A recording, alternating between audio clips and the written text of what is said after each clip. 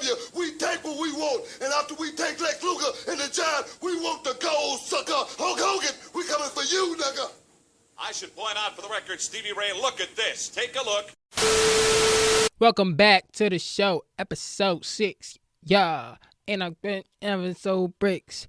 Yeah, and I'm with the I gotta learn how to rap, man. Maybe that's my next venture. We're back to the show. It's your boy. This is the last episode that will take place in Black History Month. Black History of 2021. I wanted to do a big Black History blowout. I was gonna have the Black Panthers in here. I was gonna have the Nation of Islam in here. I was gonna have motherfucking anybody you could name that was black. I was gonna have my dad. But I realized I don't have the budget or the viewership to justify any of that spending or effort. Like, I was looking at my views from last week. I was like, I don't know if we need to celebrate just yet. I don't know if it's time to celebrate. I was looking at them numbers, feeling mighty discouraged. This is why you don't put out a 25-minute episode on Instagram. Nobody's gonna watch that long. But it was good. That's the thing. I was kind of mad because it was like, damn, this is a really good episode. But, you know what I mean? Niggas ain't gonna watch all that. I can't be mad at y'all. I was feeling very discouraged. I wasn't even really feeling it. I was like, you know what? Let me hit the barbershop to get my confidence up. I like to go to the barbershop to get my confidence up. And it's not to get a haircut. I like to go to the barbershop because I like to go to the barbershop, especially on a weekday. You go to the barbershop on a weekday, that's when all the niggas with bad hairlines hit the barbershop. You know what I mean? They're gonna go Tuesday at noon, Tuesday at 11:30, Thursday at 1 p.m. Because, I mean, everybody kind of, their shit is sharp. They going on Saturday morning. They going on Friday. You know what I mean? Just to be ready for the weekend. So I like to go to the barbershop and see the bad hairlines. See, like, you know what I mean? See, like, it could be worse. I remind myself that it could be worse. And there's something, I got something to live for. I mean, I still got a good, sharp hairline. And, you know what I mean? Show it off a little bit. So, yeah, I mean, it gets me energized. I left out that motherfucker. I was like, all right, man. You know what I mean? We could do this. Barbershop is an interesting place.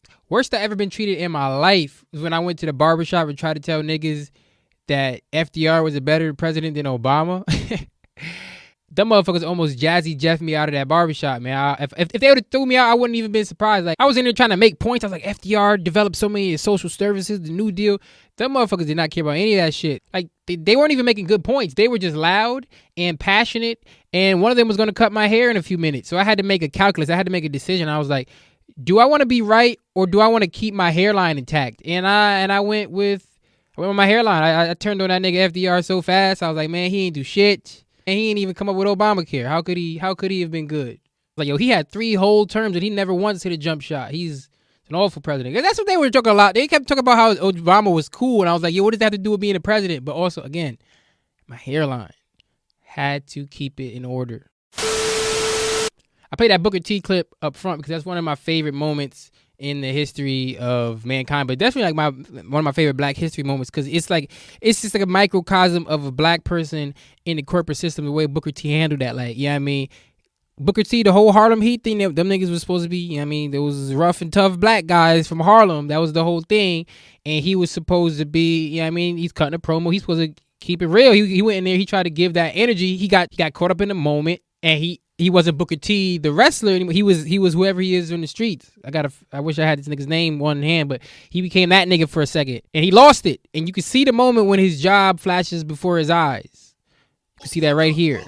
Look at just watch as, like, yeah, I mean, he covers his face. He's like, yo, shit, that's it. But my favorite part about it is, yeah, I mean, when he didn't lose his job, he said, you know what, I'm doubling down. I'm growing out my dreads. I'm gonna just go. Like, yeah, I mean, I might as well go all out. Yeah, I mean, like, if they going, I'm gonna just be me. If they ain't fire me for that, I'm getting the dreads. I'm doing the spinneroonie. I'm gonna beat up as many white champions as I can. I really admire, like, the way I'm saying. He was like, yo, this is how to handle that situation. I think Booker T is an American icon, and we salute him. Last week I said we're gonna come in here and do the cereal rankings. So this is the time for the cereal rankings, best cereals. I'm only doing top tier cereals. I'm not going to even go down to the bottom tier. So the thing about a nigga like me, yeah, we didn't necessarily come up affluent, if you know what I'm saying. So, yeah, I mean, it depends on the week what cereal was going to be. Like, you know what I mean? Some weeks it was that malto meal, you know what I mean? The store brand joint, you know what I mean? Cinnamon Toasters, which is the Cinnamon Toast Crunch Simulacrum. Cinnamon Toasters go crazy. Fruity Dino Bites goes. I don't even like Fruity Pebbles, but I just like the name. Fruity Dino Bites was better as a name. Yeah, I ain't never had them honey buzzers. The honeycomb, you know what I mean, might be a little pricey this week. So we go ahead with them honey buzzers. Berry Colossal Crunch. I might argue that Berry Colossal Crunch is better than Crunch Berries. I'm not sure. I'm not sure if I'm ready to say that. I gotta do a blind taste test of both at the same time. But Berry Colossal Crunch goes crazy. You know what I mean? Because it's one of the ones that resembles the most like the way it's supposed to be in terms of flavor. And like it's colorful. You know what I mean? Like it's an exciting thing to see in your bowl. You might not be excited to see that malto meal on the side of the bag, but when you dump that shit in the bowl, you know what I mean? It's like they say we all the same color with the lights off. You know what I mean? We all the same color in the bowl. And also, that's not true. Niggas be saying we all the same color with the light. You ever heard that phrase? We all the same color with the lights off? I don't agree. You ever been in the dark with a white person? You could use that motherfucker as a nightlight. Them motherfuckers glow. Like, you know what I mean? It's like, they're not glowing, but it's like, there's like a translucent, like, you know what I mean? Like, you can notice them in some, not so well lit spaces. You know what I mean? There's a pallor to their skin. There's a paleness that kind of,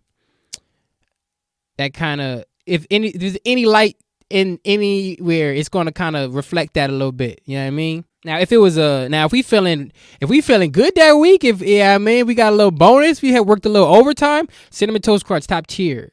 Peanut Butter Crunch, top fucking tier. I said all these last week, but it needs to be repeated. Blueberry Frosted Mini Wheats. Reese's Puff cereal is okay, but if you make your own Reese's Puff with Cocoa Puffs and Peanut Butter Crunch, dog. But again, that's not something I could have done on a multi-meal type of week. That's something I could only do on a, you know what I mean, when we feeling flush with cash. You know what I'm saying? That's, yeah, I mean, that's because, you know, you grow up in a household like mine, you ain't even supposed to be opening 2 cereals at once. You know what I mean? I never understood that. That's one of the first rules I broke in my adulthood when I had my own shit. It's like, why not? You know what I mean? Because it's not like one don't last longer because the other one's not open. It's not like I'm not eating them both at the same time. That never made any sense to me. I'm gonna open as many cereals as I want. Now, if you want to talk about keeping it fresh, staleness, get some fucking chip clips, put them on the bag. That's what I'm saying. But motherfuckers is being cheapskates. And I appreciate my grandparents and my parents for trying to, you know what I mean, instill their values in me. But I'm gonna open as many cereals as I want. Now, if I'm around children and I see them opening 2 cereals at once, I still get that kind of, I still will stop. I will halt them. You know what I mean? I'll be like, this is not how we. It's not how we conduct business in this household. I don't even have to be related to them. If I'm in anybody's house and I see them trying to open another cereal while cereal's open, nah, we putting a stop to that, bro. I don't care if they live in a mansion. I see them open the second cereal. I'm like, yo, you pay for cereal around here? Finish those Crispix before you open Lucky Charms. Oh, Marshmallow Mateys. That is the multi-meal.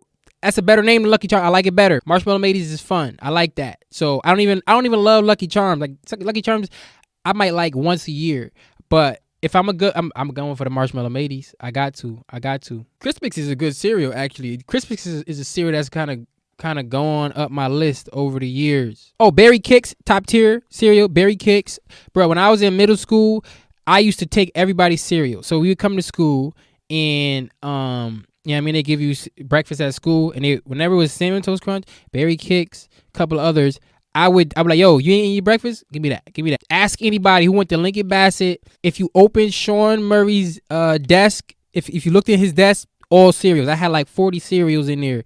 And yeah, I mean, and then everybody used to be like, oh yeah, have my cereal. Shawn, take the cereal. Shawn, take it. And then, but then when it's time for a snack a little later, oh, yo, Shawn, you still got that cereal? Nah, I don't have the cereal, my brother. One man's trash is another man's treasure. You didn't want this. I mean, that's the black ingenuity. You know what I mean? That's the, you know what I mean? You gave us scraps to eat and we turned it into a delicacy, nigga. Now I'm sitting on a fucking Berry Kicks Cinnamon Toast Crunch throne, nigga. I got an empire of cereals here. I had mad at them shits in my desk. I used to get in trouble for having them in my desk. Cause they're like, oh, we're gonna get roaches, we're gonna get rats, we're gonna get mice or whatever. I was like, but like, I'm finishing the entire cereal. Like, you think I'm gonna leave any crumbs for the rats, nigga? Like, this is for me. I used to be snacking all day in school, and they couldn't really come at me because I was a great student up until a certain point. I was a good student right up until when you needed to be a good student to get into college. Like, I was a great student until 10th grade, and then I just stopped doing my work. And 11th grade is when they really looking at your grades. Your SAT, I got a good SAT score, but my grades kind of faltered. But anyway, my point was, I was such a good student.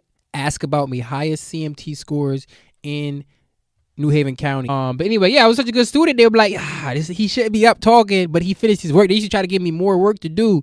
And I'm like, I'm not, like, you ain't gonna give me this wasn't on the board. I was like, I did all the pages, and now we about to kick back, put our feet up, snack a little bit, and talk some shit, tell some jokes, get kicked out of class, get detention. Me and George Torres, shout out to homie George, we had detention, I would say 85% of 6th grade. You know what I mean? Like, to the point where they was trying to roll over my detention into 7th grade. But I was like, this ain't the same teacher. You can't give me detention for a teacher that, you know what I mean? She don't know what I did. And now it's time for my favorite segment of the show, Nobody's Ask Shawn, where I answer questions sent in by you, the viewers. I think I only got 2 questions this week. First question, what is your favorite movie? That's a tough question. Anybody who knows me knows I love movies. I'm a movie guy. I write about movies. I study movies. It's a very tough question. I have a list of like 50 movies that I would consider like my favorites, but there's a few I always go back to as like, you know what I mean? It is a bunch. Maybe I'll do a segment where I kind of break down movies on the show, but I don't know. But maybe I'll name like a few each week. I'll recommend a great movie. That's what I'm gonna do. I'm gonna do a segment where I recommend not even great movies, but movies that I love. And I think that you guys should seek out, and maybe we can have a discussion about them in some form or fashion. And the other question is, what's the weirdest thing I've ever seen at a comedy show? I remember the homie Key Rome used to do comedy in a cow suit. Shout out to Key Rome. But that's not the weirdest thing I've ever seen. I mean, it's kind of difficult because like when you do comedy, especially at the open mic level, like it's most of the people who try to do comedy aren't even like, they're just like weirdos. You know what I mean? Like they're not funny people necessarily. They're just strange people that like know that there's an opportunity to go speak in a microphone and they just say weird shit on the spot. I don't really have anything, but I can think of one of my favorite stories in comedy. We're doing a benefit show, about 5 comics on the show. I was on the show, and the comic who was supposed to host wasn't there. So this other comic goes up, and his act is very different than mine. Like, it's not really my speed. And, you know what I mean? Like, we're very different comics. So, and remember, this is a benefit for someone who passed away.